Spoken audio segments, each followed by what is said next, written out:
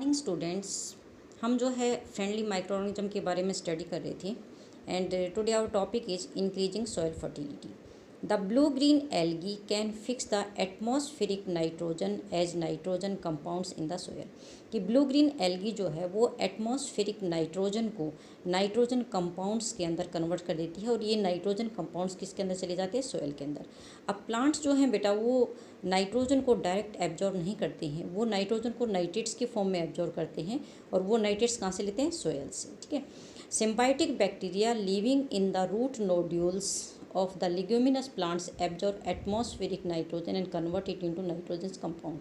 जो symbiotic bacteria हैं वो लेग्यूमिनस प्लांट्स जैसे कि जो पल्सिस वाले प्लांट होते हैं जैसे राजमा है, सोयाबीन है, चना है, तो इन प्लांट्स की रूट्स में गांठें पाई जाती हैं उनको।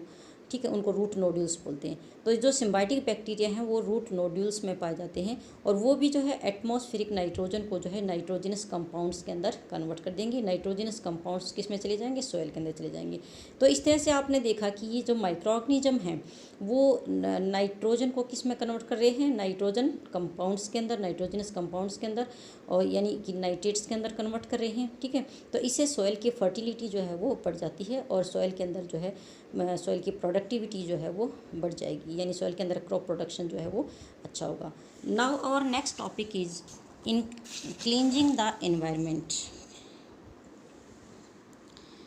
क्लींजिंग द एनवायरनमेंट में बेटा कि आप जैसे कि many micro organism decompose the dead organic waste of plants and animals into simpler and harmless substances.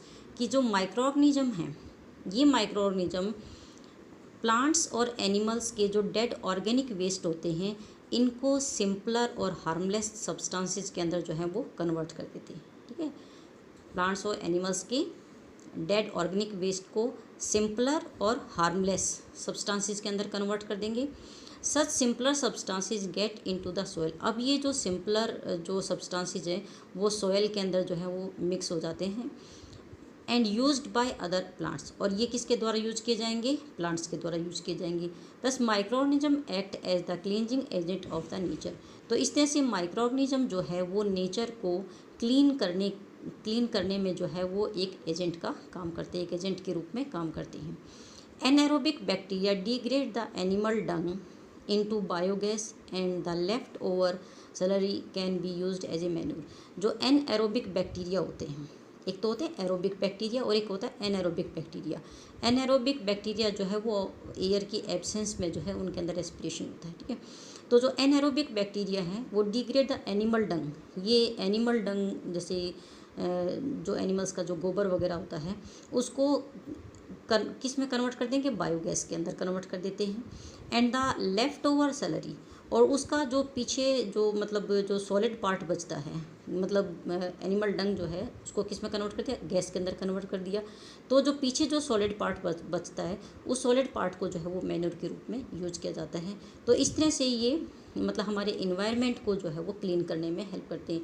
आपने कई बार देखा होगा कि जैसे डेड एनिमल्स या जो है बहुत सारी जैसे डेड पील्स वगैरह, फ्रूट्स वेजिटेबल पील्स वगैरह जो हैं पड़े होते हैं तो वहाँ स्मेल आती रहती है, या डेड एनिमल्स वगैरह पड़े होते हैं तो वहाँ स्मेल आती है। और कुछ दिन के बाद जो है वो मतलब हफ्ते 10 दिन के बाद जो है वो गायब हो जाते हैं, क्योंकि ये जो माइक्रो ऑर्गेनिज्म है उनको क्या कर देते हैं? डिकम्पोज कर देते हैं। ठीक है, तो इस तरह से ही हमारे इन्वायरमेंट को जो है क्लीन करने में हेल्प करते हैं।